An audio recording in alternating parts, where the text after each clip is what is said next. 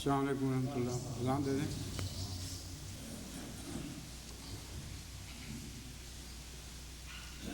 اللہ اکبر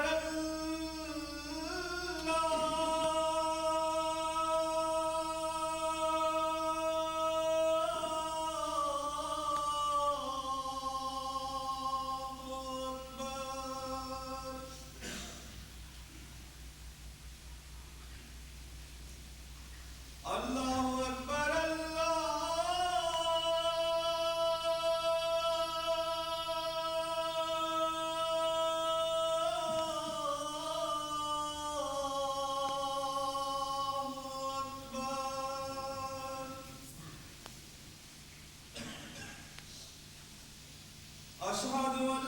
لا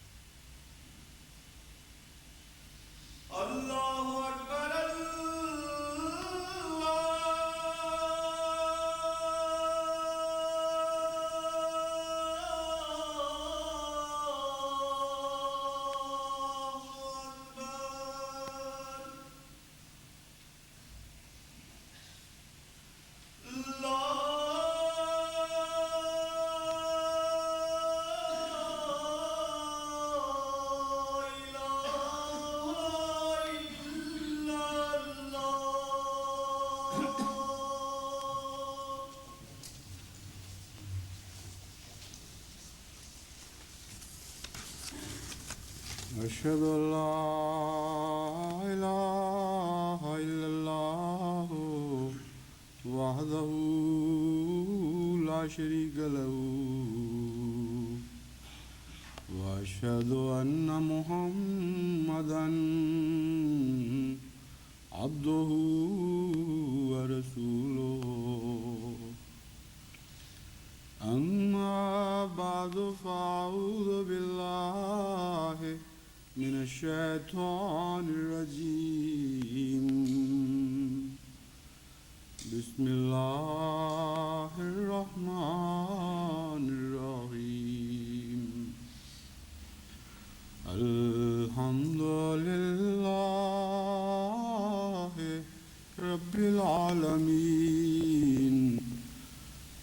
الرحمن الرحيم مالك يوم الدين إياك نعبد وإياك نستعين اهدنا الصراط المستقيم صراط الذين أنعمت عليهم غير المغضوب عليهم ولا الضالين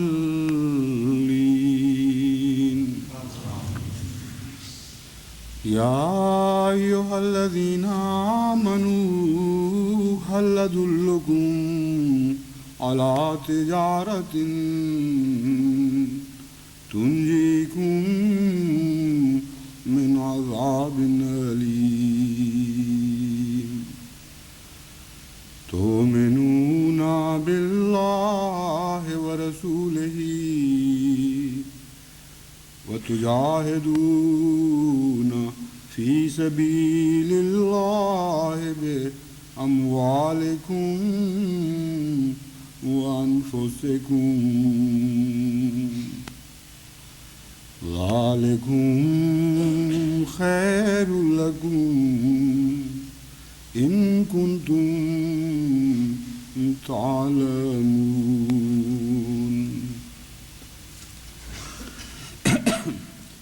گزشتہ خطبہ جمعہ میں نے چند اور باتوں کے علاوہ بعض ایسے بد نصیبوں کا بھی ذکر کیا تھا جو قرآن کریم کے بیان کے مطابق تکذیب کو اپنا ذریعہ معاش بنا لیتے ہیں. یعنی جب بھی خدا تعالیٰ کی طرف سے کوئی آنے کا دعویٰ کرے، یہ اعلان کرے کہ مجھے اللہ نے تمہاری بھلائی کے لیے، تمہاری بہبود کے لیے بھیجا ہے، تو اس موقع سے فائدہ اٹھاتے ہوئے، یعنی بظاہر فائدہ اٹھاتے ہوئے، انہیں یہ عجیب ترکیب سوچتی ہے کہ اس دعوے کو اپنے رزق کے حصول کا ذریعہ بنا لیتے ہیں، اور پھر جتنا زیادہ اس کی مخالفت میں آگے بڑھیں، جتنا زیادہ اسے گالیاں دیں، جتنے جھوٹے الزام اس پر لگائیں، جتنا افتراء اس کے خلاف کریں، اتنا ہی لوگ پھر ان لوگوں کو پیسے دیتے ہیں. اور قوم کا بگڑا ہوا مزاج ایک نہایت ہی خطرناک صورت پیدا کر دیتا ہے، اور ان کے مذہبی رہنما اس بگڑے ہوئے مزاج سے اور بھی زیادہ ظالمانہ سلوک کرتے ہیں جب اسے مزید انگیخت دیتے ہیں، مزید ابھارتے ہیں، اور اکساتے اکساتے اس قدر مشتعل کر دیتے ہیں کہ ان کی لذتیں بھی تکذیب میں ہی منحصر ہو کے تکذیب پر ہی منحصر ہو کے رہ جاتی ہیں، اور غلط لذتوں کی عادت پڑ جاتی ہے ان کو. دین کے نام پر خدا تعالیٰ کی حمد سننے کا مزہ نہیں آتا، دین کے نام پر عبادتوں کی طرف ان کو بلایا جائے تو انہیں کوئی لطف محسوس نہیں ہوتا. ہاں، دین کے نام پر اگر گندی گالیاں، فحش کلامی سے کام لیا جائے تو وہ بہت لطف محسوس کرتے ہیں، ایکسائٹ ہو جاتے ہیں. اور دین کے نام پر اگر انہیں کسی کے قتل و غارت پر ابھارا جائے، فساد پر ابھارا جائے، آگ لگانے کی تعلیم دی جائے تو آمنا و صدقنا کہہ کر ان آوازوں پر لبیک کہتے ہیں اور ان کی تعمیل کرتے ہیں. تو رشوت کے طور پر گویا کہ ان کو بھی اس گندے رزق میں شامل کر لیا جاتا ہے. علماء تو تکذیب کے ذریعے روپیہ کماتے ہیں جو خالصتاً تکذیب کی وجہ سے ان کو چندے کے طور پر دیا جاتا ہے، اور عوام کو کہتے ہیں کہ تم اموال لوٹو لوگوں کے، یہ سب تمہارے لیے جائز ہے، آگے لگاؤ بچی کھچی دکانوں کو، گھر لوٹ لو اور باقی کو غارت کر دو. اور اس طرح قرآن کریم کی یہ بیان کہ کیا تم نے تکذیب کو اپنے رزق کا ذریعہ بنا لیا ہے، ان کے علماء پر بھی صادق آتا ہے اور ان کے عوام پر بھی بالآخر صادق آ جاتا ہے۔ اس کے برعکس ایک بالکل مختلف نقشہ بھی قرآن کریم کھینچتا ہے، کچھ ایسے لوگوں کا جن کی خدمت دین تکذیب کی بنا پر نہیں بلکہ تصدیق کی بنا پر ہوتی ہے۔ وہ اپنی قوت ایمان سے پاتے ہیں، کفر سے نہیں پاتے۔ تکفیر بازی کے نتیجے میں وہ خدمتوں پر اکسائے نہیں جاتے بلکہ تصدیق کے نتیجے میں خدمتوں پر اکسائے جاتے ہیں، اور ان دونوں محرکات کے نتائج بالکل مختلف ہیں، اتنے مختلف کہ گویا زمین اور آسمان کا فرق ہے، گویا بعد المشرقین ہے۔ اول محرک کے نتیجے میں اموال حاصل کرنے کی تحریک ہوتی ہے اور دوسرے محرک کے نتیجے میں اموال لٹانے کی تحریک ہوتی ہے۔ بجائے اس کے کہ تکذیب کر کے اموال حاصل کرنے کی حرص بڑھے، تصدیق کرنے والوں کا بالکل الٹ نقشہ ہوتا ہے۔ وہ تصدیق کے نتیجے میں جو ان کے پاس ہوتا ہے وہ بھی راہ خدا میں لٹانے پر آمادہ ہو جاتے ہیں۔ تکذیب کے نتیجے میں دوسروں کو دکھ دینے کی تحریک پیدا ہوتی ہے اور تصدیق کے نتیجے میں خود دکھ اٹھانے کی تحریک پیدا ہوتی ہے۔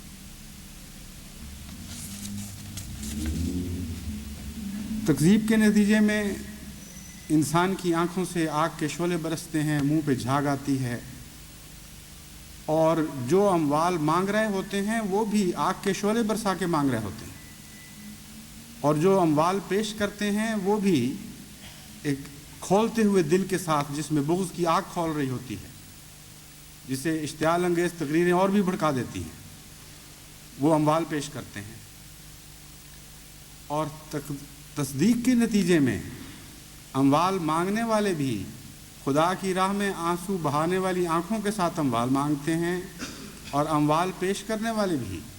خدا کی راہ میں آنسو بہانے والی آنکھوں کے ساتھ خدا کے حضور مال پیش کرتے ہیں۔ تکذیب کے نتیجے میں جو اموال پیش کیے جاتے ہیں ان میں دکھاوا، ان میں نمائش، ان میں اعلان اور اس قسم کا ایک ناپسندیدہ رنگ نمایاں طور پر پایا جاتا ہے جس کا روحانیت سے کوئی بھی تعلق نہیں ہوتا۔ اس کے برعکس جو خدا کی راہ میں اموال پیش کرتے ہیں، بسا اوقات وہ ان کو چھپاتے بھی ہیں، کسی کی نظر پڑے تو اس سے شرما جاتے ہیں، پیش کرتے ہیں اور تکبر پیدا نہیں ہوتا، پیش کرتے ہیں تو انکساری پیدا ہوتی۔ جب ان کے اموال قبول کیے جائیں تو صدمہ محسوس نہیں کرتے، جب ان کی قربانیاں رد کر دی جائیں تو انتہائی دکھ محسوس کرتے ہیں۔ غرضی کے دونوں محرکات چونکہ ایک دوسرے سے بنیادی طور پر مختلف ہیں، اس لیے ان کے نتائج بھی بالکل ایک دوسرے سے مختلف ہیں، اور قرآن کریم ان دونوں امور پر بڑی تفصیل سے روشنی ڈالتا ہے۔ جب میں نے تفصیل سے نظر ڈالنے کی کوشش کی تو معلوم ہوا کہ اتنا وسیع مضمون پھیلا پڑا ہے سارے قرآن کریم میں کہ بہت لمبا وقت درکار ہے اس حسین دنیا کی سیر کرانے کے لیے جو تصدیق والوں کے مناظر قرآن کریم نے کھینچے ہیں اور جو ان کی دنیا پیش کی ہے۔ ایسا عجیب عالم ہے کہ اسے دیکھ کر روح وجد میں آ جاتی ہے،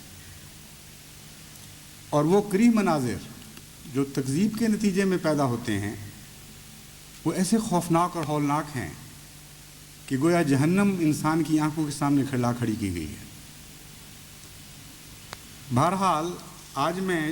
اس کے مثبت پہلو سے متعلق صرف ایک دو باتیں آپ کے سامنے رکھنا چاہتا ہوں، کیونکہ یہ ایسا موقع ہے کہ ہمارا مالی سال اختتام پذیر ہوا ہے اور نیا مالی سال شروع ہو گیا ہے، اور آج کا خطبہ اس لحاظ سے تو تاخیر سے دیا جا رہا ہے مضمون، یعنی اس خطبے کا پہلے خطبے میں بیان ہونا چاہیے تھا، خطبے کے لحاظ سے تاخیر کے ساتھ بیان کیا جا رہا ہے کہ عموماً تو مالی سال کے آغاز میں جو پہلا خطبہ ہوا کرتا ہے، پہلا جمعہ، اس خطبے میں ان امور کا بیان ہوتا ہے، لیکن مرکز سے چونکہ رپورٹیں ذرا تاخیر سے ملی، اس لیے مجبوراً کچھ تاخیر سے مجھے اس معاملے میں جماعت کو صورتحال سے آگاہ کرنا پڑ رہا ہے۔ قرآن کریم ان راہ خدا میں محض اللہ کی خاطر خرچ کرنے والوں کا جو نقشہ کھینچتا ہے، اس میں ایک موقع پر بیان فرماتا ہے الذین ينفقون فی السراء والضراء والکاظمین الغیظ والعافین عن الناس واللہ یحب المحسنین، کہ عجیب لوگ ہیں میرے بندے جو ایمان لانے کے نتیجے میں خدا کی راہ میں اس طرح خرچ کرتے ہیں کہ تنگی، ترشی، آسائش یا سختی کے دنوں کا ان کے انفاق پر کوئی فرق نہیں پڑتا، کوئی اثر نہیں پڑتا۔ جب خدا انہیں زیادہ دیتا ہے تو وہ بھی دل کھول کر زیادہ دیتے ہیں، لیکن جب تنگی کے دن آتے ہیں تو پھر بھی وہ کمی نہیں آنے دیتے۔ جو سختی آتی ہے اپنے اوپر لے لیتے ہیں اور سمجھتے ہیں کہ یہ سختی ہماری بدعمالیوں کے نتیجے میں، ہماری کمزوریوں کے نتیجے میں ہے، اس لیے خدا کی راہ میں دیے جانے والے اموال پر اس کا کوئی اثر نہیں پڑنا چاہیے۔ چنانچہ جب آسائش کے دن آتے ہیں تو وہ اپنے چندے خدا کی راہ میں اپنے انفاق کا معیار بڑھا دیتے ہیں، اور جب تنگی کے دن آتے ہیں تو وہ شرماتے ہیں اس بات سے کہ ان بڑے ہوئے بلند وعدوں کو چھوٹا کر دیں، اس لیے کہ وہ ان کے حالات تنگی کے حالات آ گئے ہیں۔ یہ کوئی فرضی بات نہیں ہے، امر واقعہ ہے کہ صحابہ کرام رضی اللہ تعالیٰ عنہ حضرت اقدس محمد مصطفیٰ صلی اللہ علیہ وآلہ وسلم کے زمانے میں بھی یہی نقشہ تھا، اور حضرت مسیح موعود علیہ الصلوۃ والسلام کے صحابہ اور آج ان کے غلاموں کے زمانے میں بھی بالکل یہی نقشہ ہے۔ بکثرت مجھے علم ہے ایسے لوگوں کا جن کے اوپر اچھے حالات آئے اور انہوں نے اپنے چندے بڑھا دیے اور پھر آزمائش میں ڈالے گئے اور ان کے حالات تنگی کے آ گئے، ان پر تنگی کے دن آ گئے، اور چونکہ وہ ایک دفعہ معیار بڑھا چکے تھے، مسلسل وہ دعاؤں کے لیے بڑے دردناک طریق پر دعاؤں کے لیے خط لکھتے رہے کہ شدید کرب ہے طبیعت میں کہ کہیں چندے پر نہ برا اثر پڑ جائے، اس لیے دعا کریں چاہے جیسی بھی سختی ہو، تنگی ہو، ہم ایک دفعہ جو بڑھ بڑھ کر خدا کی راہ میں اموال پیش کر چکے ہیں اس معیار میں کبھی نہ آ جائے۔ اور یہ دعوی جو ہیں یہ انفرادی سطح پر نہیں، ایک قومی کردار کے طور پر ظاہر ہوتے ہیں۔ یہ ارادے، یہ نیک تمنائیں ایک قومی کردار کے طور پر ہمارے درخت وجود کا جز بن چکی ہیں۔ چنانچہ جب ہم عمومی طور پر جماعت احمدیہ کے چندوں کے اعداد و شمار پر نظر ڈالتے ہیں تو 100% قطعیت کے ساتھ اعداد و شمار سے یہ بات ثابت ہو جاتی ہے کہ بہت ہی پیار اور محبت سے قرآن کریم نے حضرت صلی اللہ علیہ وآلہ وسلم کی جن عشاق کا ذکر فرمایا ہے، وہ حسین نقوش ہماری صورت میں بھی نظر آتے ہیں۔ اور آج جماعت احمدیہ پر اللہ کا یہ بڑا احسان ہے کہ حضرت مسیح موعود علیہ الصلوۃ والسلام کی برکت سے ہم آخرین ہو کر بھی بہت سے اچھے پہلوؤں میں اولین سے جا ملے۔ چنانچہ جو رپورٹیں ملی ہیں ان سے پتہ چلتا ہے کہ یہ سال جو گزشتہ سال ختم ہوا ہے، یعنی 83-84، اس سال کے متعلق بہت ہی فکر مند تھے ہمارے ناظر صاحب بیت المال، اور مجھے ہمیشہ سے ان کا دستور یہی ہے کہ خلفائے وقت کو وہ چند مہینے پہلے سے گھبراہٹ کے خطوط لکھنے شروع کر دیتے ہیں، اور مجھے بھی پچھلے 2-3 سال میں اس طرح ہی لکھتے رہے، لیکن اس دفعہ ان کے خطوں میں کوئی خاص بے چینی پائی جاتی تھی، اور اس کا اظہار انہوں نے کیا بڑا کھل کے کہ دراصل ایک تو جماعت کے اوپر بہت آزمائش کے دن ہیں، کثرت سے لوگوں کا قید ہونا، مقدمات پر خرچ، نوکریوں سے محرومی، تجارتوں پر بد اثرات، اور اتنے وسیع پیمانے پر یہ مظالم ہو رہے ہیں کہ وہ لکھتے ہیں کہ مجھے حقیقتاً ڈر تھا جب میں آپ کو لکھتا تھا تو کوئی فرضی بات نہیں تھی یا محض دعا کی تحریک کی خاطر مبالغہ آمیزی سے کام نہیں لیتا تھا، بلکہ واقعتاً مجھے نظر آ رہا تھا کہ اس دفعہ شاید ہمارا بجٹ پورا نہ ہو سکے۔ اور دوسرے ملکی اقتصادی حالات وہ ایسے خطرناک روش پر چل پڑے ہیں کہ ہر اگلے دن پہلے دن سے بدتر حال ہو رہا ہے۔ پانی کی کمی، بجلی کی کمی، بددیانتی کا بڑھ جانا، ایسے ممالک جن میں پاکستانی مزدور کام کرتا تھا ان کے حالات کی تبدیلی کے نتیجے میں ان کا ملازمتوں سے فارغ ہو کر اپنے وطن کو واپس آنا کثرت کے ساتھ، فصلوں کی حالت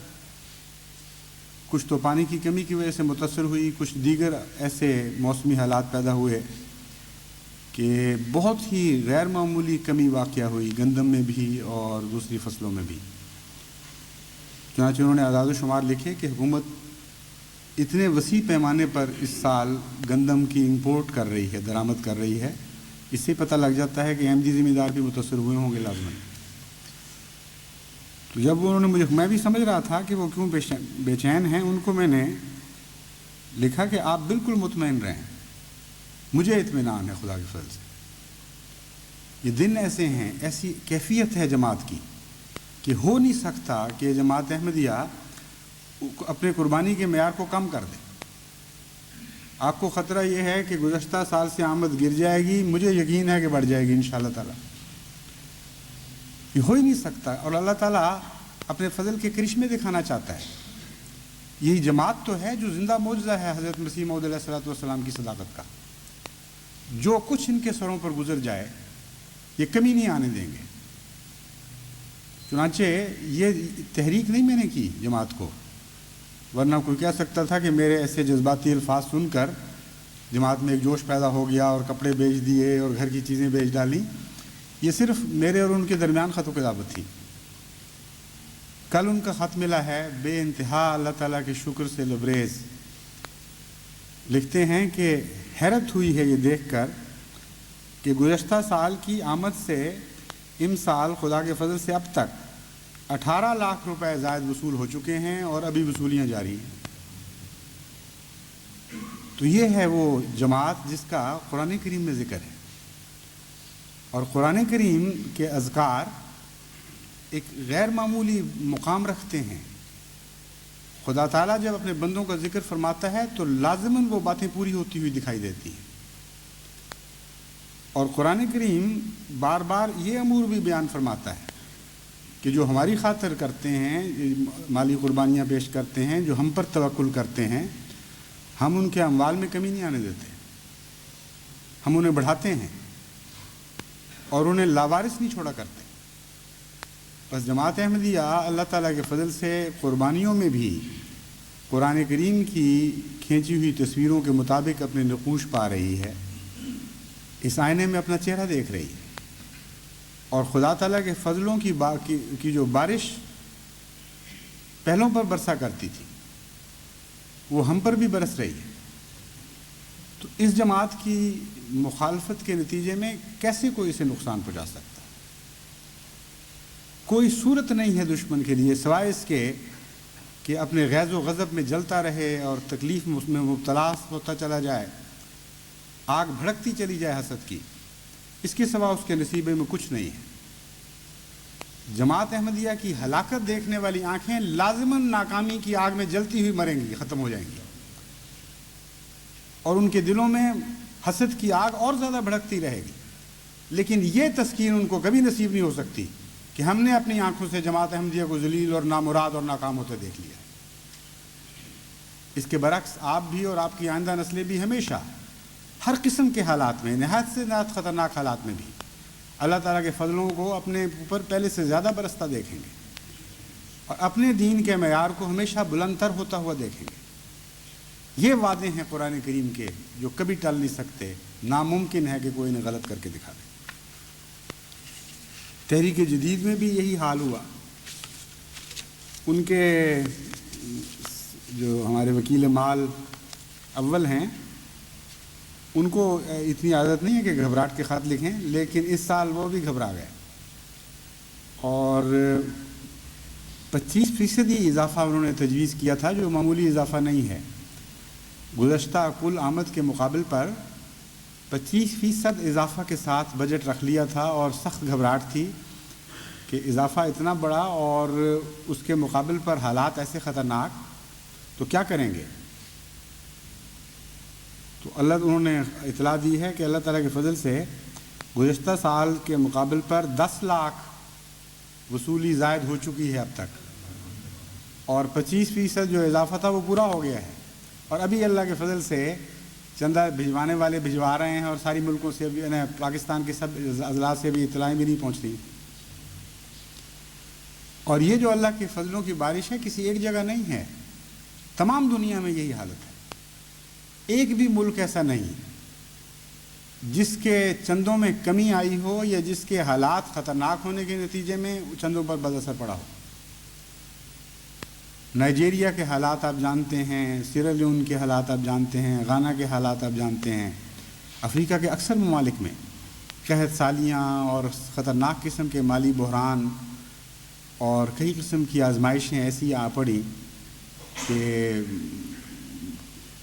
نہایت ہی دردناک فاقہ کشی کے مناظر وہاں ہمارے دیکھنے میں آئے۔ ہمارے مربی لکھتے تھے، ایک موقع پر انہوں نے لکھا مجھے پیچھے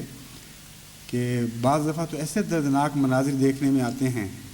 کہ باہر دروازہ کھٹکا معمولی سا، اور اس میں بھی کوئی خاص جان نہیں تھی،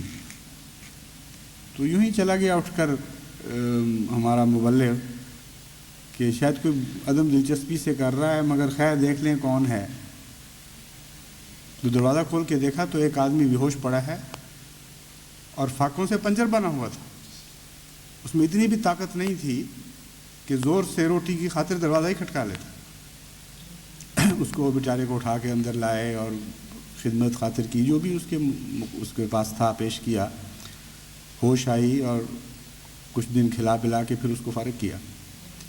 یہ حالات ہیں افریقہ کے اکثر ممالک میں، فاقہ کشی اور نہایت ہی دردناک حالات ہیں اقتصادی، اور وہاں کے سب مبلغین نے یہ اطلاع دی، اور اللہ تعالیٰ کی حمد میں آنسو بہاتے ہوئے یہ اطلاع دی کہ جب ہم نے چندوں کی تحریک کی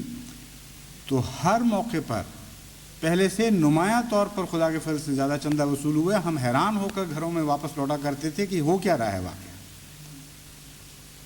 وہ ممالک جو غیروں سے امداد لے کر زندہ رہ رہے ہیں، جب خدا کی راہ میں خرچ کرنے کا وقت آتا ہے تو وہ اپنی تنگی، اپنے دکھ، اپنی تکلیفوں کو بھول کر وہ خدا کی راہ میں آگے ہی قدم بڑھا رہے ہیں، قربانی میں پیچھے نہیں ہٹ رہے، اور پھر اللہ اپنے فضلوں کی بارش برسا رہا ہے ان پر، ان میں غیر معمولی ترقی ہو رہی ہے، ان کے مسائل خدا تعالیٰ حیرت انگیز طور پر حل کرتا ہے، ان کی دعاؤں کو قبول فرماتا ہے، حیرت انگیز اپنے قرب کے معجزے ان کو دکھا رہا ہے۔ اور افریقن جنگلوں میں بسنے والے احمدی ایسے ایسے حیرت انگیز واقعات اللہ تعالیٰ کے قرب کے نشانات کے لکھتے ہیں کہ دل ہم سے بھر کے چھلکنے لگتا ہے خدا کی راہ میں۔ یہ کیوں ہوا ہے ایسے؟ سوچنے کی بات ہے۔ قرآن کریم تو وہی قرآن کریم ہے جو سب مسلمانوں میں خواہ کسی بھی فرقے سے تعلق رکھتے ہوں قدر مشترک ہے، اور ہماری مالی قربانیوں کی تمام تر بنیاد قرآن کریم میں ہے۔ تو اسی قرآن سے تعلق جوڑ کر ایک طرف تو یہ نظارے نظر آ رہے ہوں، اور اسی قرآن سے تعلق کا دعویٰ کر کے دوسری طرف وہ نظارے نظر آ رہے ہوں کہ اتجعلون رزقکم انکم تکذبون، کیا تم نے یہ رزق کا ذریعہ بنا لیا ہے کہ تکذیب کرو گے تو روٹی ملے گی، اس لیے تکذیب کرتے چلے جاؤ، گالیاں دیتے چلے جاؤ، لوگوں کو بھی بھڑکاؤ تکذیب کر کے، اور گھروں کو آگے لگا کر اور اموال لوٹ کر اپنے رزق کو بڑھانے کی۔ یہ دو مختلف نقشے ہیں۔ فرق صرف یہ ہے کہ ہم نے اس زمانے میں پیدا ہونے والے اس امام کو قبول کر لیا جس نے یہ اعلان کیا تھا کہ مجھے خدا نے بھیجا ہے، اور اس لیے بھیجا ہے کہ قرآن کریم کو دوبارہ ایک زندہ کتاب کے طور پر تمہارے سامنے پیش کروں۔ اس لیے بھیجا ہے کہ اس کی تعلیم کو جو بھلا دیا گیا ہے دلوں سے، اس کو دوبارہ راسخ کروں، اس کے حسن کو تم پر ظاہر کروں، اور حضرت محمد مصطفیٰ صلی اللہ علیہ وآلہ وسلم جو آداب سکھا گئے تھے اپنی قوم کو، جو اسلوب بتا گئے تھے اس طرح خدا کے عاشق خدا کی راہ میں زندہ رہا کرتے ہیں، وہ اسلوب میں تمہیں دوبارہ سکھاؤں، وہ آداب تمہیں میں دوبارہ سکھاؤں۔ یہ دعویٰ تھا خلاصتاً، اور اس دعوے کو آپ نے کمال خلوص، کمال وفا کے ساتھ زندگی کے آخری سانس تک، بلکہ زندگی کے ہر سانس میں نبھایا ہے، حق ادا کر دیا ہے حضرت مسیح موعود علیہ الصلوۃ والسلام نے پیغام رسانی کا۔ ایک لمحہ بھی آپ اس سے غافل نہیں رہے، اپنی سارے وجود کو اس راہ میں صرف کیا، اپنی جان ڈالی اپنی تحریروں میں، اپنے کلام میں، اور اتنا نمایاں فرق ہو گیا آپ کے قول اور آپ کی تحریروں میں کہ جب غیر کے ساتھ مقابلہ کیا جاتا ہے تو یوں لگتا ہے کہ ایک زندہ وجود ہے اور ایک مردہ وجود کی لاش پڑی ہوئی ہے۔ اتنی نمایاں زندگی ہے حضرت مسیح موعود علیہ السلام کے کلام میں کہ وہ ہو ہی نہیں سکتی زندگی جب تک زندگی کے سرچشمے سے اس کا تعلق نہ ہو۔ بس حقیقت میں قرآن کریم سے سچا تعلق حضرت مسیح موعود علیہ السلام نے پیدا کیا، ورنہ آپ کے کلام میں یہ زندگی نظر نہیں آ سکتی تھی، اور یہ کلام زندگی بخش ہو نہیں سکتا تھا اگر اس کا کلام الہی سے سچا تعلق نہ ہوتا۔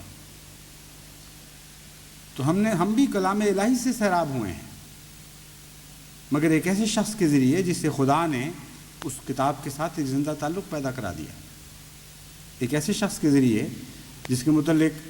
خدا تعالیٰ نے خود یہ گواہی دی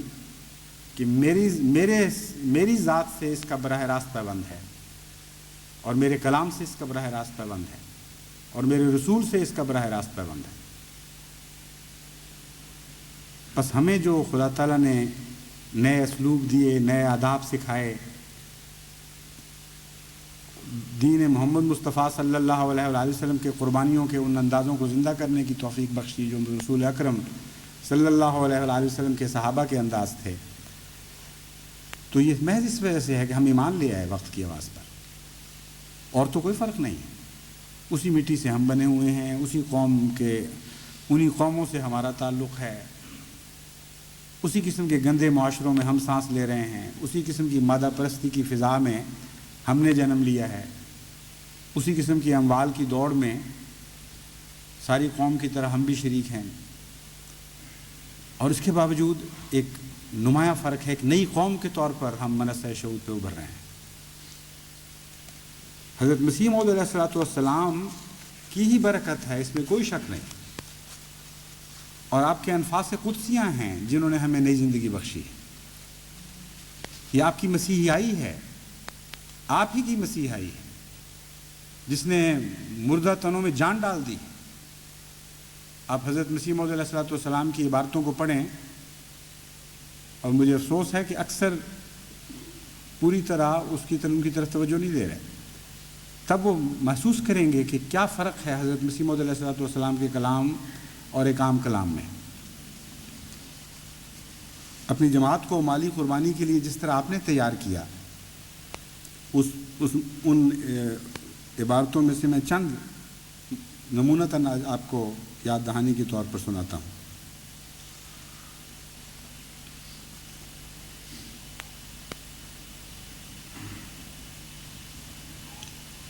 فرماتے ہیں دنیا جائے گزشتنی و گذاشتنی ہے، اور جب انسان ایک ضروری وقت میں ایک نیک کام کے بجا لانے میں پوری کوشش نہیں کرتا تو پھر وہ گیا ہوا وقت ہاتھ نہیں آتا، اور خود میں دیکھتا ہوں کہ بہت سا حصہ عمر کا گزار چکا ہوں، اور الہام الہی اور قیاس سے بھی معلوم ہوتا ہے کہ باقی ماندہ تھوڑا سا حصہ ہے۔ بس جو کوئی میری موجودگی اور میری زندگی میں میری منشا کے مطابق میری اغراض میں مدد دے گا، میں امید رکھتا ہوں کہ وہ قیامت میں بھی میرے ساتھ ہوگا۔ اور جو شخص ایسی ضروری مہمات میں مال خرچ کرے گا، میں امید نہیں رکھتا کہ اس مال کے خرچ سے اس کے مال میں کچھ کمی آ جائے گی، بلکہ اس کے مال میں برکت ہوگی۔ میں پس چاہیے کہ خدا تعالیٰ پر توکل کر کے پورے اخلاص اور جوش اور ہمت سے کام لیں کہ یہی وقت خدمت گزاری کا ہے۔ پھر بعد اس کے وہ وقت آتا ہے کہ ایک سونے کا پہاڑ بھی اس راہ میں خرچ کریں تو اس وقت کے ایک پیسہ کے برابر نہیں ہوگا۔ یہ امر واقعہ یہ ہے کہ حضرت رسول مسیح موعود علیہ الصلوۃ والسلام نے اپنی کتب میں ایسے ایسے مخلصین کا بھی ذکر فرمایا ہے، دعائیں دیتے ہوئے، جنہوں نے 2 پیسے پیش کیے تھے۔ آج کل 2 پیسے کی حیثیت کیا ہے، اس زمانے میں بھی 2 پیسے کی کیا حیثیت تھی، لیکن ان دعاؤں نے ان 2 پیسوں کو ایک نہ ختم ہونے والا خزانہ بنا دیا۔ اس لیے حضرت مسیح موعود علیہ الصلوۃ والسلام جب فرماتے ہیں کہ ایک پیسہ جو آج خرچ کرتا ہے، اگر اس سونے کے پہاڑ بھی خرچ کرے بعد میں تو وہ اس کی قیمت نہیں ہوگی، یہ ایک سے زیادہ پہلوؤں میں سچی بات ہے۔ اور بھی اس کے بہت سے پہلو ہیں، مگر یہ پہلو کہ امام وقت کے علم میں آ رہا ہو ایک خرچ، اور محبت اور پیار کے ساتھ وہ اسے بے ساختہ دعائیں دے رہا، یہ تو پیسے کی تو کیفیت بدل دیتا ہے۔ اس میں تو روپے کی اپنی مالیت کی حیثیت ہی کوئی باقی نہیں رہتی، خزانہ سارے کا سارا دعاؤں کا خزانہ بن جاتا ہے۔ اور اس ضمن میں ایک عجیب نکتہ حضرت مسیح موعود علیہ الصلوۃ والسلام یہ بھی بیان فرماتے ہیں کہ امام وقت کے سامنے اپنی مالی قربانی کو پیش کرنا یہ ریاکاری نہیں ہے، دنیا کو دکھانے کے لیے کوشش کرنا کہ نام اچھلے اور سب کی نظر میں آئے، یہ ریاکاری ہے۔ لیکن امام کو کے سامنے پیش کرنا حصول دعا کا ایک ذریعہ ہے، اور حضرت مسیح موعود علیہ الصلوۃ والسلام نے بڑے پیار سے اس بات کو ظاہر فرمایا ہے۔ فرمایا یہ ایک ایسا مبارک وقت ہے کہ تم میں وہ خدا کا فرستادہ موجود ہے جس کا 100 سال سے امتیں انتظار کر رہی ہیں۔ اب یہ دوسرا پہلو بھی دیکھ لیجئے، ایک پیسے چھوڑ کے ایک دمڑی بھی اس وقت میں خرچ کی جائے جو وقت بیان فرمایا جا رہا ہے، تو آئندہ آنے والے انفاق فی سبیل اللہ کے پہاڑوں سے بھی بڑھ کر وہ خرچ بن جاتا ہے۔ اور خود حضرت مسیح موعود علیہ الصلوۃ والسلام اپنے قلم سے لکھ رہے ہیں اپنی بے انتہا انکساری کے باوجود، اس لیے کہ اس بات میں بڑی عظمت تھی، اسے چھپا نہیں سکتے تھے۔ ایسا مبارک وقت ہے کہ تم میں وہ خدا کا فرستادہ موجود ہے جس کا 100 سال سے امتیں انتظار کر رہی ہیں، اور ہر روز خدا تعالیٰ کی تازہ وحی تازہ بشارتوں سے بھری ہوئی نازل ہو رہی۔ اللہم صلی علی محمد۔ عجیب دن تھے ان صحابہ نے جو دن دیکھے، واقعی اس وقت کا ایک پیسہ خرچ کیا ہوا، وہ تو پیسوں کے اعداد و شمار میں تو اس کا ذکر ہی نہیں آنا چاہیے، وہ تو چیز ہی کچھ اور تھی۔ خدا تعالیٰ نے متواتر ظاہر کر دیا ہے کہ واقعی اور قطعی طور پر وہی شخص اس جماعت میں داخل سمجھا جائے گا کہ اپنے عزیز مال کو اس راہ میں خرچ کرے گا۔ یہ مت خیال کرو کہ مال تمہاری کوشش سے آتا ہے، بلکہ خدا تعالیٰ کی طرف سے آتا ہے، اور یہ مت خیال کرو کہ تم کوئی حصہ مال کا دے کر یا کسی اور رنگ سے کوئی خدمت بجا لا کر خدا تعالیٰ اور اس کے فرستادہ پر کچھ احسان کرتے ہو، بلکہ یہ اس کا احسان ہے کہ تمہیں اس خدمت کے لیے بلاتا ہے۔ عجیب شان کا یہ کلام ہے، ذرا غور تو کریں، کہاں یہ دل نوازیاں اور دلداریاں کہ راہ مولا میں ایک حقیر پیسے کو اتنی عظمت دے دینا اور ایسا محبت اور پیار سے اس کا ذکر کرنا کہ گویا زمین کو آسمان بنا دیا جائے۔ رائی کے پہاڑ تو آپ نے بنتے دیکھے تھے، ان میں بھی اتنا نمایاں فرق نہیں جتنا ایک پیسے کو سونے کے پہاڑوں میں تبدیل کر دینے میں فرق ہے۔ اور جب خدا کا مسیح کہتا ہے تو مبالغہ آمیزی نہیں ہے، واقعتاً حقیقت میں اتنا ہی ثواب ان لوگوں نے کمایا جتنا آپ نے ذکر فرمایا۔ کہاں غریبوں کی یہ دلداریاں اور دل نوازیاں، اور کہاں پھر ان کے لیے جن کے دل میں عجب پیدا ہو جاتا ہے قربانی سے، ان کے لیے یہ تنبیہ کہ ان کی ساری بڑائی کے خیال کو ملیا میٹ کر کے خاک کر کے رکھ دیا۔ یہ مت خیال کرو کہ مال تمہاری کوشش سے آتا ہے، بلکہ خدا تعالیٰ کی طرف سے آتا ہے، اور یہ مت خیال کرو کہ تم کوئی حصہ مال کا دے کر یا کسی اور رنگ سے کوئی خدمت بجا لا کر خدا تعالیٰ اور اس کے فرستادہ پر کچھ احسان کرتے ہو، بلکہ یہ اس کا احسان ہے تمہیں اس خدمت کے لیے بلاتا ہے۔ پھر فرماتے ہیں جماعت کے متعلق جو آپ کی نیک تمنائیں ہیں اس کا ذرا اندازہ کریں۔ فرماتے ہیں مجھے اس سے زیادہ کوئی حسرت نہیں، مجھے اس سے زیادہ کوئی حسرت نہیں کہ میں فوت ہو جاؤں اور جماعت کو ایسی ناتمام اور خام حالت میں چھوڑ جاؤں۔ میں یقیناً سمجھتا ہوں کہ بخل اور ایمان ایک دل میں جمع نہیں ہو سکتے۔ میں تم میں بہت دیر تک نہیں رہوں گا، اور وہ وقت چلا آتا ہے کہ تم پھر مجھے نہیں دیکھو گے، اور بہتوں کو حسرت ہوگی کہ کاش ہم نے نظر کے سامنے کوئی قابل قدر کام کیا ہوتا۔ حضرت مسیح موعود علیہ السلام کے کلام کے ایک ایک جز پر غور کریں اور غوطہ لگا کے دیکھیں کیسی اس میں گہرائی ہے اور کیسے موتی چھپے ہوئے ہیں حکمت کے۔ یہ عام کلام نہیں ہے کہ سطحی طور پر آپ وہاں سے گزر جائیں جیسے سڑک پر سے گزر جاتے ہیں۔ اس میں تو قدم قدم پر نیا حسن آپ کو دکھائی دے گا، معرفت کے جواہر چھپے ہوئے نظر آئیں گے۔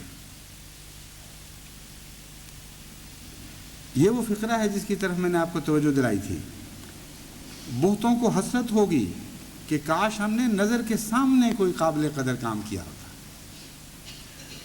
مسیح موعود کی نظر کے سامنے ہم نے کوئی قابل قدر کام کیا ہوتا، یہ ہے کہ حسرت لے کر لوگ آئندہ مرتے رہیں گے لیکن بے بس ہوں گے، کچھ نہیں ہو سکے گا۔ امام کی نظر میں آ کر کام کرنا اس کام کے درجے کو بڑھا دیتا ہے، یہ ریاکاری نہیں ہے۔ اور جو بے ساختہ دل سے دعا نکلتی ہے ایسے بندے کے لیے، وہ اس کی کایا پلٹ دیتی ہے اس کام کی بھی۔ اور عارف باللہ کے سوا یہ فقرہ کسی کی زبان سے نکل ہی نہیں سکتا۔ ناممکن ہے کسی کو ادنا بھی علم و ادب سے مس ہو اور دل پر وہ ہاتھ رکھ کر گواہی دے تو ہرگز یہ گواہی نہیں دے سکتا کہ کسی جھوٹے کا کلام ہے، کیونکہ یہ بات وہ ہے جو تجارب میں سے گزر کر نظر آتی ہے، حاصل ہوتی ہے، ورنہ حاصل ہو ہی نہیں سکتی۔ بڑے سے بڑا مبالغہ آمیز تحریر کرنے والا بھی اپنی تحریر میں ایسا فقرہ پیش نہیں کر سکتا، اور چھپا ہوا فقرہ ہے، نمایاں کر کے بظاہر نہیں پیش ہوا، برسبیل تذکرہ ذکر آ گیا ہے۔ کاش ہم نے نظر کے سامنے کوئی قابل قدر کام کیا ہوتا، تو اس وقت ان حسرات کا جلد تدارک کرو۔ جس طرح پہلے نبی رسول اپنی امت میں نہیں رہے، میں بھی نہیں رہوں گا، تو اس وقت کا قدر کرو۔ اور اگر تم اس قدر خدمت بجا لاؤ کہ اپنی غیر منقولہ جائیدادوں کو اس راہ میں بیچ دو، پھر بھی ادب سے دور ہوگا کہ تم خیال کرو کہ ہم نے کوئی خدمت کی۔ کیسے عظیم انکساری کے سبق بھی ساتھ دے دیے۔ تمہیں معلوم نہیں اس وقت رحمت الہی اس دین کی تائید میں جوش میں ہے، اور اس کے فرشتے دلوں پر نازل ہو رہے ہیں، اور ہر ایک عقل اور فہم کی بات جو تمہارے دل میں ہے وہ تمہاری طرف سے نہیں بلکہ خدا کی طرف سے ہے۔ اب بتائیں تکبر کا کوئی نام و نشان بھی باقی رہتا ہے؟ پھر انفاق دو ہی قسم کے ہو سکتے ہیں، یا ظاہری اموال کا یا اپنے علم کا اور اپنی فراست کا انفاق خدا کی راہ میں۔ حضرت مسیح موعود علیہ السلام فرماتے ہیں کہ یہ سب کچھ میں دیکھ رہا ہوں کہ آسمان پر ایک جوش ہے، اور خدا کے فضل ان قربانیوں کی صورت میں تمہارے دلوں پر نازل ہو رہے ہیں، اس فہم و فراست کی صورت میں تم پر الہام ہو رہے ہیں اللہ کے فضل۔ کہ تمہیں وہ دین کی خدمت کے لیے نئی نئی راہیں سجھا رہا ہے خدا.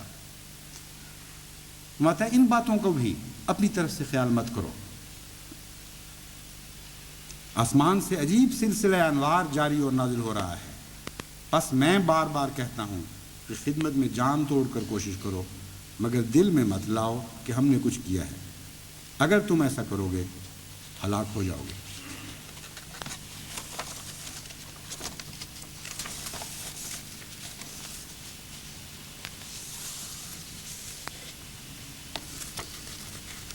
اس کے بعد حضرت مسیح موعود علیہ الصلوۃ والسلام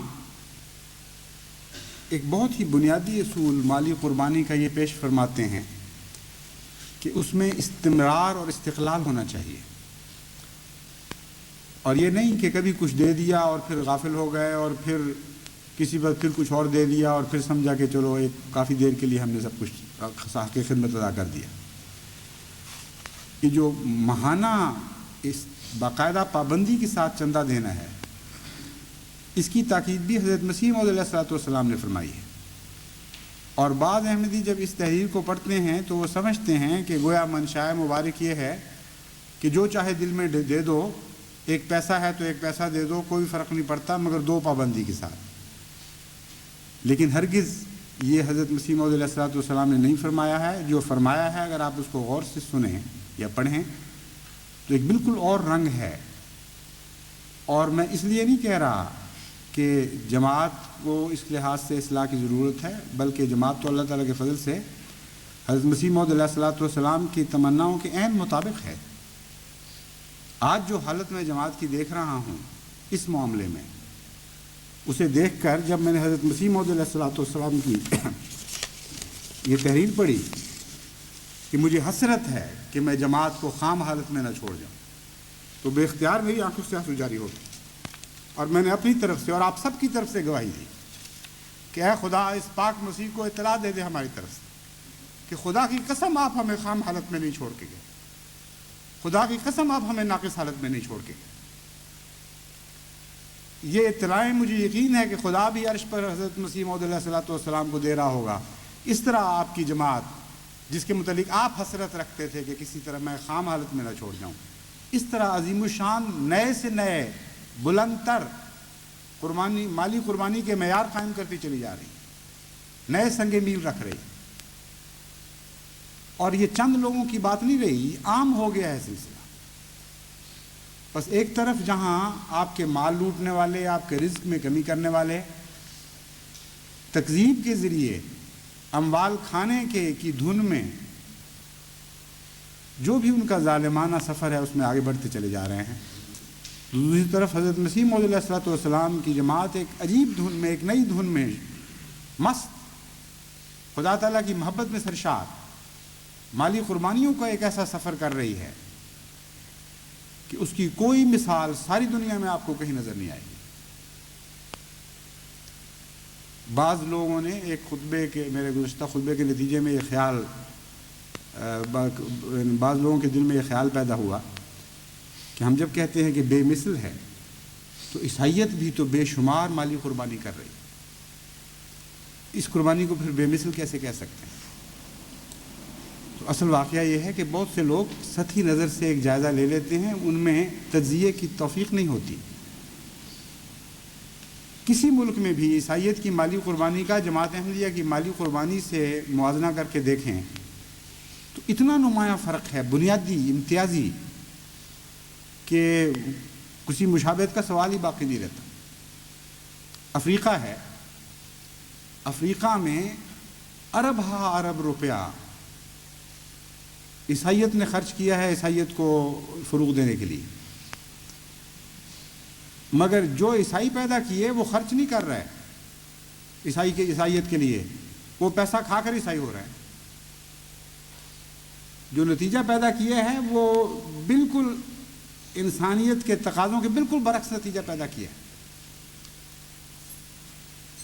اور تنگی کے پیسے اور انتہائی دکھ کی حالت میں انفاق کا کوئی تصور ہی نہیں ہے عیسائیت کا آج کے زمانے. پیسہ کہاں سے آتا ہے؟ ایک تو پرانے زمانوں میں حکومتوں میں چرچ کا بہت دخل تھا، اور غیر معمولی طور پر دولت مند ہو گیا ہے عیسائی چرچ، اور جو بھی اس کا نام ہو، اور دوسرے بے شمار ان میں بوڑھی عورتیں مرتی ہیں جن کی اولاد نہیں ہوتی، دولت بے شمار ہوتی ہے، اور وہ مرتے وقت عیسائیت کو چرچوں کو اپنا پیسہ دے جاتی ہیں۔ لیکن جہاں تک ان کے عوام الناس کا تعلق ہے، نکال کے تو دکھائیں۔ 10 احمدیوں کے مقابل پر جن کی قوموں کی لاکھ تعداد ہے، وہ 10 کے مقابل پر 10 بھی نہیں دکھا سکتے کہ جس میں جماعت احمدیہ کے غرباء کی طرح مالی قربانی کی روح پائی جاتی ہے۔ افریقہ کو جماعت احمدیہ نے مسلمان بنایا تو چندہ دینے والا مسلمان بنایا، قربانی کرنے والا مسلمان بنایا، اور وہ ساری جماعت شامل ہو گئی قربانی۔ جس ملک میں جماعت داخل ہو رہی ہے وہاں خدا کی راہ میں خرچ پیدا کرنے والے پیدا کر رہی ہے۔ یہ ہے فرق، اور بھی فرق ہے، مگر یہ ایک ایسا بنیادی اور نمایاں فرق ہے کہ ہم بلا شبہ سر بلند کر کے یہ کہہ سکتے ہیں کہ ساری دنیا میں حضرت مسیح موعود علیہ الصلوۃ والسلام کی جماعت کے مقابل پر مالی قربانی کرنے والی اور کوئی جماعت نہیں۔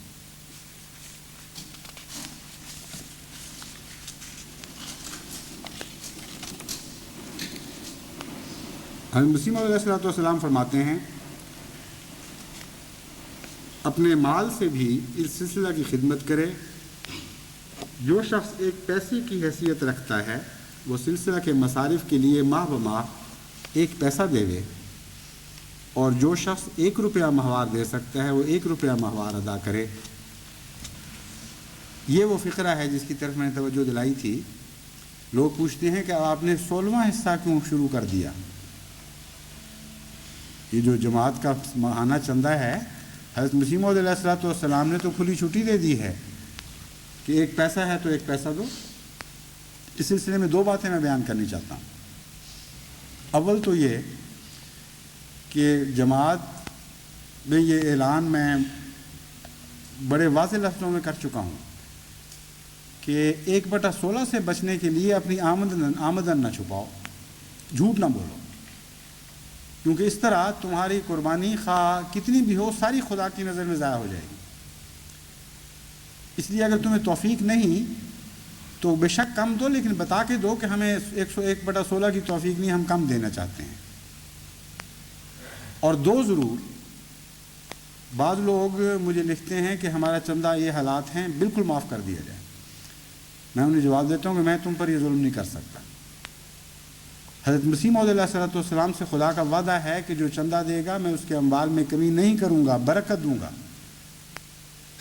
اور تم کہتے ہو سارا معاف کر کے تمہیں کلیتاً محروم کر دوں برکت سے، یہ میں کر ہی نہیں سکتا۔ اگر تمہیں توفیق نہیں ہے تو بے شک 1 روپیہ دو، 5 روپے دو، 10 روپے دو، اس زمانے میں جتنی توفیق ہے تمہیں کہ وہ ضرور دے سکو گے۔ اس طرح دو کہ محسوس ہو کہ ہاں اس کی ہمیں تکلیف ہو رہی ہے، پھر دیکھنا کہ اللہ اس تکلیف کو آسائش میں بدل دے گا۔ لیکن غور کریے، یہ بات ہے حضرت مسیح موعود علیہ الصلوۃ والسلام یہ نہیں فرماتے کہ تمہارے پاس کتنا بھی پیسہ ہو اور 1 پیسہ بھی دے دو تو ٹھیک ہے۔ فرماتے ہیں جو شخص 1 پیسہ کی حیثیت رکھتا ہے وہ سلسلہ کے مصارف کے لیے ماہ بماہ 1 پیسہ دے وے۔ اب حیثیت رکھتا ہے کا لفظ تو اس فکرے کی شکل ہی بدل دیتا ہے۔ اور جو شخص 1 روپیہ ماہوار دے سکتا ہے وہ 1 روپیہ ماہوار ادا کرے۔ ہر ایک بیعت کنندہ کو بقدر وسعت مدد دینی چاہیے۔ اب اس کے بعد تو کسی بحث کی باقی گنجائش ہی نہیں رہتی۔ ہر ایک بیعت کنندہ کو بقدر وسعت مدد دینی چاہیے۔ اگر اس کی وسعت 1/8 کی ہے تو 1/16 بھی اس کے لیے کم ہوگا۔ اور عملاً جماعت میں جو چندہ دینے والے ہیں وہ 1/16 پہ کہاں رہتے ہیں؟ اول تو 1/16 باقاعدہ دینے والے بالآخر وصیت تک پہنچ ہی جاتے ہیں، گزرتے گزراتے آخر چین نہیں آتا ان کو جب تک وصیت نہ کر لیں، 1/10 میں ہی ہو جاتا ہے۔ اور پھر باقی مالی قربانیوں میں بھی اتنا حصہ لیتے ہیں بعض دفعہ خدا کے فضل سے کہ بہت آگے بڑھ جاتا ہے ان کا معاملہ۔ کہتے ہیں کیوں میں کہتا ہوں تا خدا تعالی بھی ان کی مدد کرے، اگر بلا ناغہ ماہ بما ان کی مدد پہنچتی رہے گو تھوڑی مدد ہو، تو اس مدد سے بہتر ہے جو مدت تک فراموشی اختیار کر کے پھر کسی وقت اپنے ہی خیال سے کی جاتی ہے۔ ہر ایک شخص کا صدق اس کی خدمت سے پہچانا جاتا ہے۔ یہ جو بعض ظاہر پرست لوگ یا جن کا دل ایمان سے خالی ہوتے ہیں، ایمان کے عرفان سے خالی ہوتے ہیں، اعتراض کرتے ہیں جی جماعت میں تو جو چندے دے اس کی قدر کی جاتی ہے، پیسے کی خاطر بنی ہے، گویا کہ سارا زور پیسے پہ۔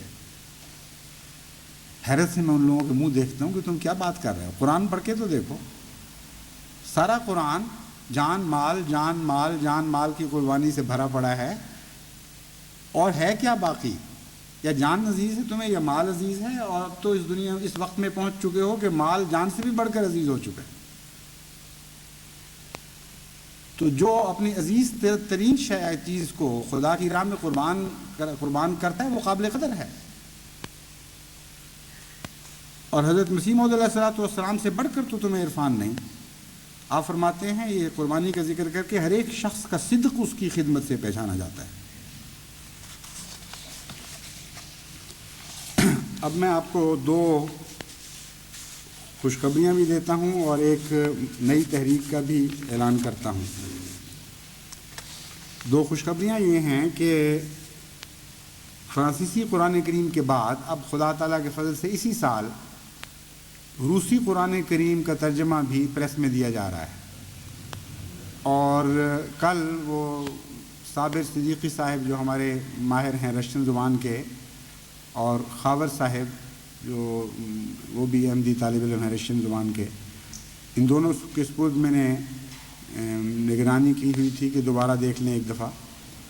تو کل انہوں نے مجھے اطمینان دلایا ہے کہ ہر پہلو سے خدا کے فضل سے یہ ترجمہ پریس میں دیے جانے کے لائق ہو گیا ہے، اور اٹالین کا ترجمہ بھی خدا کے فضل سے مکمل مل گیا ہے، اور انٹروڈکشن کا بھی مل گیا ہے، اور اٹالین میں اسلامی اصول کی فلسفی کا بھی مل گیا ہے۔ تو اب ان دو زبانوں میں ایک نہایت ہی بیش قیمت اضافہ ہوگا، بلکہ قیمت کے لفظوں میں تو اس کو ادائی نہیں کیا جا سکتا۔ قرآن کریم کا کسی زبان میں شائع کیا جانا، اور پھر ان معارف کے ساتھ جو حضرت مسیح موعود علیہ الصلوۃ والسلام کو قرآن کے معارف اللہ تعالیٰ نے عطا فرمائے، بہت بڑی خدمت ہے زمانے میں۔ تو جماعت احمدیہ کو یہ توفیق مل رہی ہے، اور اس کے لیے کسی چندے کی ضرورت نہیں، کیونکہ پہلے ہی ایسے مخلصین ہیں جنہوں نے اپنی سیٹیں بک کروا لی ہیں ان معاملات میں۔ اور پیشتر اس کے کہ میں تحریک کرتا ہوں، انہوں نے کہا جی ہماری طرف سے سارا خرچ، اور ہمیں یہ توفیق موقع دیں۔ میں نے کہا ٹھیک ہے، اللہ تعالیٰ آپ کو توفیق عطا فرمائے۔ چنانچہ اس وقت تک فرانسیسی اور اٹالین اور رشین زبان کے قرآن کریم جو شائع ہوں گے، ان کے تمام اخراجات خدا تعالیٰ فضل کے فضل سے جماعت کے چند مخلصین پہلے سے ادا کر چکے ہیں، یا وعدہ کیے بیٹھے ہیں، جب بھی ہم مانگیں گے وہ دے دیں گے۔ اور اس کے علاوہ جو لٹریچر شائع ہونے والا ہے دوسرا، وہ بھی بڑی کثرت سے ہے۔ حضرت مسیح موعود علیہ الصلوۃ والسلام کی کتب کے علاوہ تفسیر کبیر ہے، اور سلسلے کا اور بہت سا لٹریچر ہے، مختلف زبانوں میں اس کو ہم نے شائع کرنا ہے۔ لیکن سب سے بڑی دقت اردو میں نوری نستعلیق خط کی کتابت کی دقت ہے۔ مشکل یہ ہے کہ ہمیں جو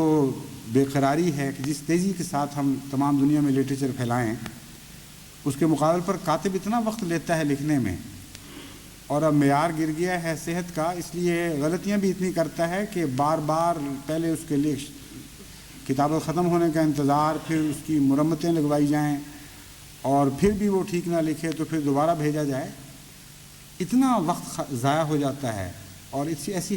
خوفناک غلطیاں رہ جاتی ہیں بعض دفعہ، پھر بھی یہ بہت تکلیف دہ صورتحال ہے۔ چنانچہ ہم نے جائزہ لیا یہاں ہندوستان میں، تو پتہ چلا کہ دنیا میں ایک کمپیوٹر کی کمپنی ایسی ہے جس نے اردو نستعلیق نوری خط کا ٹائپ رائٹر تیار کر لیا ہے، اور وہ ایسا ٹائپ رائٹر ہے کمپیوٹرائز جو نہایت ہی اعلیٰ پیمانے کا، اس پہ ہر زبان کے لیے آپ تھوڑی سی رقم زائد دیں تو ہر زبان اس پر اس طرح ٹائپ ہو سکتی ہے کہ جس طرح پریس کے لیے کمپوز کیا جاتا ہے،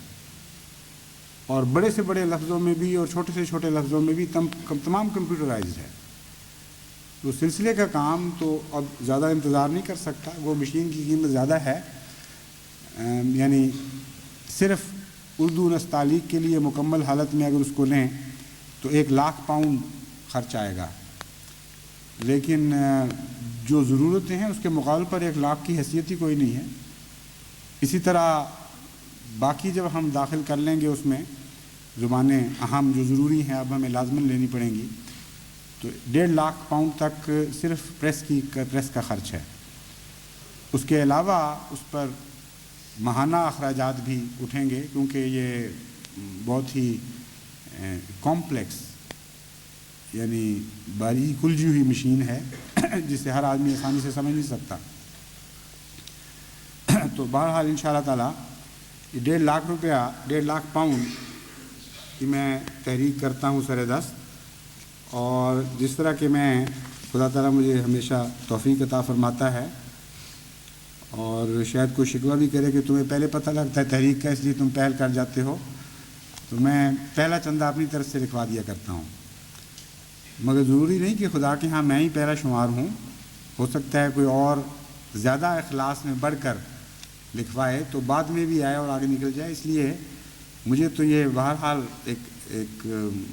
فائدہ ہے کہ تحریک چونکہ میرے دل میں اللہ ڈالتا ہے، تو بہرحال پہلا میں ہی ہوتا ہوں پھر اس وقت۔ تو 1,000 پاؤنڈ سے میں اس تحریک کا آغاز کرتا ہوں، اور اس کے لیے کوئی مقرر نہیں کرتا۔ مجھے علم ہے اس وقت جو جماعت کی حالت ہے وہ یہ ہے کہ اگر میں 5 آدمیوں کو کہوں کہ آپ دے دیں تو بلا تردد وہ شکریہ ادا کرتے ہوئے رقم فوراً دے دیں گے۔ اگر میں 100 آدمیوں کو کہوں کہ 150 آدمی کو کہوں کہ 1,000 دے دو تو 150 آدمی آسانی سے جماعت میں دے دے گا۔ لیکن اس میں فوائد بھی کچھ ہیں لیکن نقصانات بھی ہیں، اور نقصان میں سے ایک بڑا نقصان یہ ہے کہ غرباء محروم رہ جاتے ہیں۔ اس لیے بعض خصوصی تحریکات کو چھوڑ کر عمومی طور پر ایسی تحریک ہی میں پسند کرتا ہوں جس میں تمام غرباء کو ضرور حصہ مل جائے۔ جہاں تک قرآن کریم کی اشاعت کا تعلق ہے اس میں بھی وہ کھلی ہے اس لحاظ سے تحریک کہ یہ تو اب سلسلہ ختم ہونے والا ہے ہی نہیں، اور جماعت میں حضرت مسلم موعود نے پہلے سے تحریک کر رکھی ہے کہ جو چاہے اپنی سال کی پہلی آمد یا مہینے کی پہلی آمد یا اور خوشی کے موقع پر خدمت قرآن کے لیے دیتا رہے یا مساجد کی تعمیر کے لیے دیتا رہے۔ تو جہاں تک خدمت قرآن کا تعلق ہے وہ ضروری تو نہیں کہ فرینچ خدمت قرآن میں شامل ہو ہر شخص، بہرحال وہ کھلی ہے، اور بھی اللہ تعالیٰ ایسی ہمیں اور بھی تراجم کی توفیق عطا فرما رہا ہے، انشاءاللہ عام تحریکیں بھی چلیں گی اس میں۔ تو اس لیے میں آخر پر حضرت مسیح موعود علیہ الصلوۃ والسلام کے الفاظ میں اس تحریک کو آپ تک پہنچا کر ختم کرتا ہوں۔ کتنا دیں، کیسے دیں، کیا دیں، یہ حضرت مسیح موعود علیہ الصلوۃ والسلام سے بہتر کوئی ادا نہیں کر سکتا اس مفہوم کو۔ آپ فرماتے ہیں تم اے میرے عزیزو، میرے پیارو، میرے درخت وجود کی سرسبز شاخو، جو خدا تعالیٰ کی رحمت سے جو تم پر ہے میرے سلسلہ بیت میں داخل ہو۔ عجیب الفاظ سے یاد کیا ہے آپ کو اور مجھے، ہم سب کو عجیب شان ہے۔ حضرت مسیح موعود علیہ الصلوۃ والسلام کو خدا نے کیسا جذب کا کلام عطا فرمایا ہے، اور کون ہے جو کہہ سکتا ہے کہ جھوٹے کی زبان کی یہ کلمات ہیں، جو سچے کے دل کے سرچشمے سے پھوٹنے والی صداقت ہے۔ فرماتے ہیں اور تم اے میرے عزیزو، میرے پیارو، میرے درخت وجود کی سرسبز شاخو، جو خدا تعالیٰ کی رحمت سے جو تم پر ہے میرے سلسلہ بیت میں داخل ہو، اور اپنی زندگی، اپنا آرام، اپنا مال اس راہ میں فدا کر رہے ہو، اگرچہ میں جانتا ہوں کہ میں جو کچھ کہوں تم اسے قبول کرنا اپنی سعادت سمجھو، اور جہاں تک تمہاری طاقت ہے دریغ نہیں کرو گے۔ حضرت مسیح موعود علیہ الصلوۃ والسلام کا عظیم مقام تو اس زمانے میں ہم میں سے اکثر تصور بھی نہیں کر سکتے، لیکن میں آپ کا ایک ادنا غلام در غلام ہوں۔ میں بھی حضرت مسیح موعود علیہ الصلوۃ والسلام کی نمائندگی میں دعوے سے کہتا ہوں کہ بکثرت آج جماعت میں ایسے موجود ہیں جن پر آج بھی حضرت مسیح موعود علیہ الصلوۃ والسلام کا یہ فقرہ صادق آتا ہے۔ میں جانتا ہوں کہ میں جو کچھ کہوں تم اسے قبول کرنا اپنی سعادت سمجھو گے، اور جہاں تک تمہاری طاقت ہے دریغ نہیں کرو گے، لیکن میں اس خدمت کے لیے معین طور پر اپنی زبان سے تم پر کچھ فرض نہیں کر سکتا، تاکہ تمہاری خدمتیں نہ میرے کہنے کی مجبوری سے بلکہ اپنی خوشی سے ہوں، لیکن یہ فریضہ تمام قوم میں مشترک ہے اور سب پر لازم ہے۔ اللہ تعالیٰ جماعت احمدیہ کو اخلاص اور قربانی کی راہوں میں ہمیشہ آگے سے آگے بڑھاتا چلا جائے، اور تصدیق کے نتیجے میں خدا کی راہ میں رزق خرچ کرنے کی توفیق عطا فرمائے، اور اسی کے نتیجے میں پھر فضلوں کی بارش فرمائے، ہم تصدیق کی کھٹی کھانے والے ہوں، تکذیب کی کھٹی نہ کھانے والے ہوں۔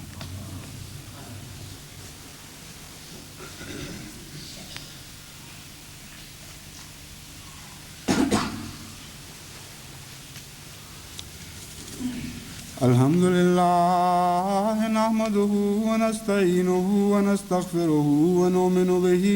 ونتوکل علیہ ونعوذ باللہ من شرور انفسنا ومن سیئات اعمالنا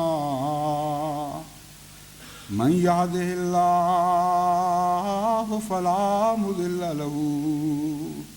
ومن يضلله فلا هادي له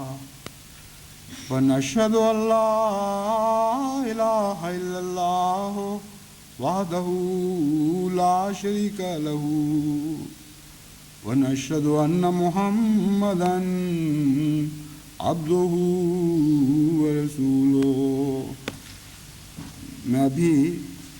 نماز جمعہ کے بعد انشاءاللہ تعالی سید ڈاکٹر ظہور احمد شاہ صاحب مرحوم کی نماز جنازہ پڑھاؤں گا۔ سید ڈاکٹر ظہور احمد شاہ صاحب اپنی ریٹائرمنٹ کے بعد بطور واقف زندگی سلسلے کی ایک لمبے عرصے تک خدمت کرتے رہے ہیں، اور حضرت خلیفۃ المسیح ثالث سے آپ کو خاص طور پر غیر معمولی محبت تھی، اور گھوڑے جو جماعت میں تحریک کی گئی تھی رکھنے کی،